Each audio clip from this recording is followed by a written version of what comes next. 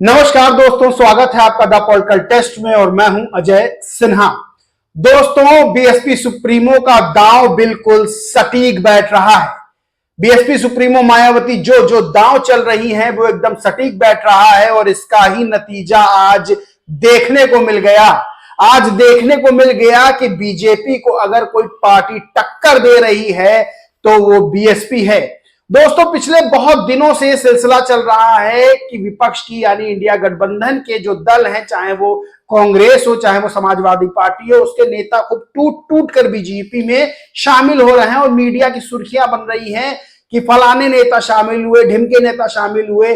अभी कल ही की बात है कि कांग्रेस के विजेंद्र सिंह जो है बीजेपी में शामिल हो गए। आज जो है गौरव वल्लभ जो है बीजेपी में शामिल हो गए। बड़े कांग्रेस के नाम है। इसी तरह कई नेता जो है वो बीजेपी का दामन थाम रहे हैं, लेकिन बीएसपी इकलौती ऐसी पार्टी है जो बीजेपी को चोट दे रही है। और आज बहुत बड़ा झटका बीजेपी को लग गया है, क्योंकि बीजेपी के एक बड़े नेता ने बीएसपी का दामन थाम लिया है। यानी बीएसपी पार्टी की सदस्यता ले रही है बीजेपी के एक बड़े नेता ने। दोस्तों, बता दें कि आज बहुत बड़ा झटका बीजेपी को लगा है और बस्ती सीट है, उत्तर प्रदेश में बस्ती जिला है, वहां से लोकसभा चुनाव से पहले झटका बीजेपी को लगा है, जहां बीजेपी के नेता और पूर्व जिला अध्यक्ष दयाशंकर मिश्र ने जो है वो बसपा का दामन थाम लिया है। दोस्तों, बड़ी खबर है ये, लेकिन मीडिया चैनल पे आपको नहीं दिखेगी। बता दें कि पार्टी में कार्यकर्ताओं की उपेक्षा से वो नाराज थे और उन्होंने जो है वो बीएसपी का दामन थाम लिया है। और बड़ी खबर ये भी है कि बीएसपी जो है वो बसपा जो बीएसपी है वो बस्ती से इनको दयाशंकर मिश्र को अपना प्रत्याशी घोषित कर सकती है। ब्राह्मण चेहरा है, इन पर दांव मायावती लगा सकती हैं और बीजेपी को बहुत बड़ा नुकसान इनके जो है जाने से हुआ है। और बता दें कि बीजेपी का जो है सारा गेम जो है वो बस्ती सीट पर गड़बड़ाने वाला है। बता दें, इस समय जो सिटिंग विधायक वो सिटिंग सांसद है हरीश द्विवेदी, वो जो है बीजेपी से फिर से टिकट मिला है, चुनाव लड़ रहे हैं बस्ती से। और समाजवादी पार्टी से पूर्व सांसद राम प्रसाद चौधरी जो है वो चुनाव मैदान में है।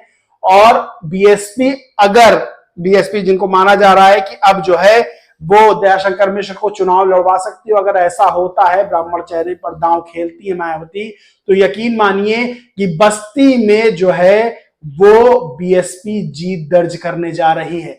क्योंकि माना जा रहा है कि दयाशंकर मिश्र के बड़े जो बीजेपी के बड़े नेता हैं बस्ती के, उनसे संपर्क है और वो भी साथ आ सकते हैं बीएसपी में। यानी बीजेपी का पूरा गेम दयाशंकर मिश्र बिगाड़ सकते हैं और बस्ती सीट पर बीएसपी दांव जो है वो जीत दर्ज कर सकती है। अब आपको बता दें कि छोटे से छोटा कोई नेता बीजेपी में जो शामिल होता है तो नेशनल मीडिया सुर्खियां बना देता है कि ये नेता बीजेपी में शामिल हुए, वो नेता बीजेपी में शामिल हुए।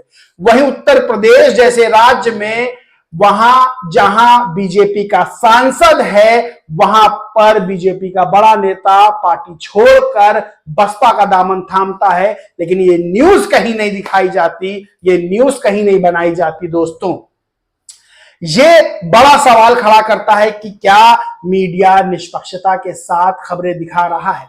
अब आपको बताते हैं सबसे बड़ी बात यह है कि मीडिया क्या कर रहा है। मीडिया चैनल ने एक पोल चलाया। पोल में आपको बताया लालगंज सीट से उन्होंने पोल चला के पूछा मीडिया चैनल ने कि कौन जीत रहा है। उसमें ऑप्शन 2 दिए गए, एक बीजेपी का दिया गया लालगंज सीट से, एक बीजेपी का नीलम सोनकर को दिया गया और एक दिया गया समाजवादी पार्टी के जो प्रत्याशी है दरोगा सरोज।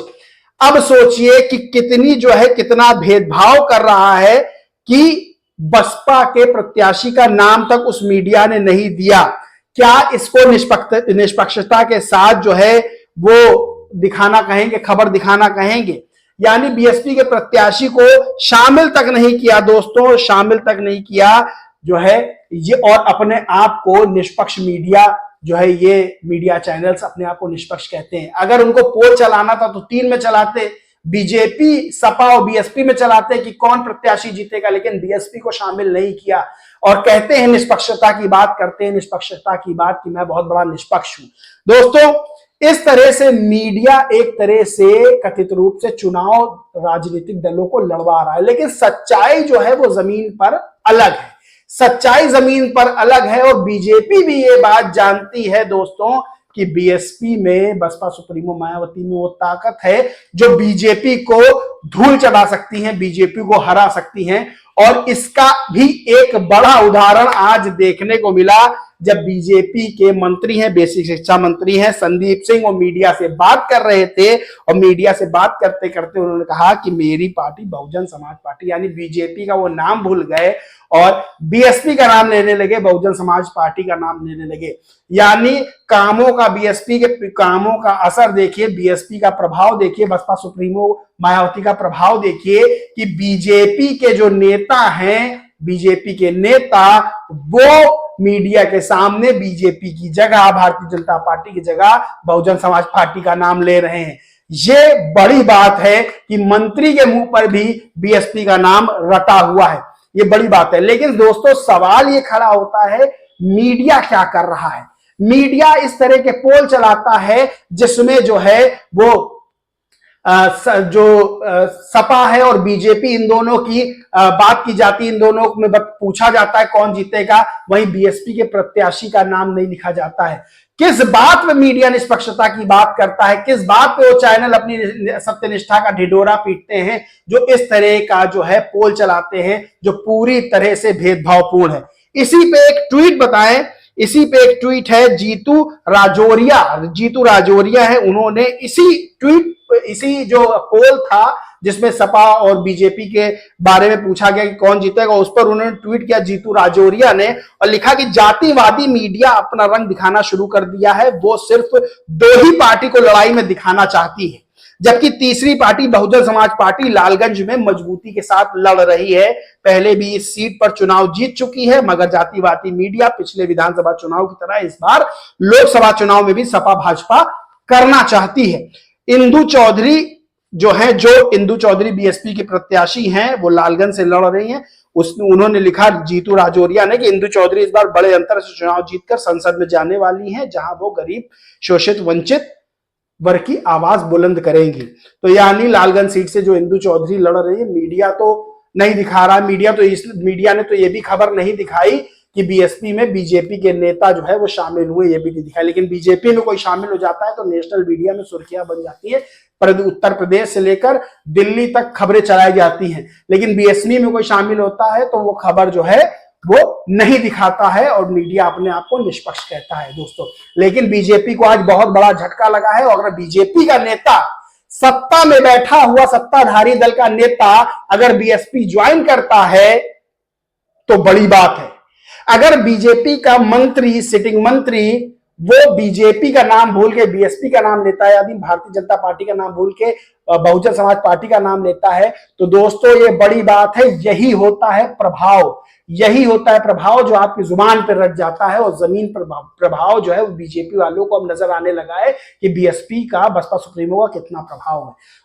दोस्तों इस पूरे मामले पर आपका क्या कहना है, क्या मानना है, कमेंट करके जरूर बताएं। और वीडियो अच्छा लगा हो तो लाइक करें, खूब शेयर करें। दोस्तों चैनल को सब्सक्राइब नहीं किया तो सब्सक्राइब करके बेल आइकन जरूर दबा लें। जय हिंद, जय भारत।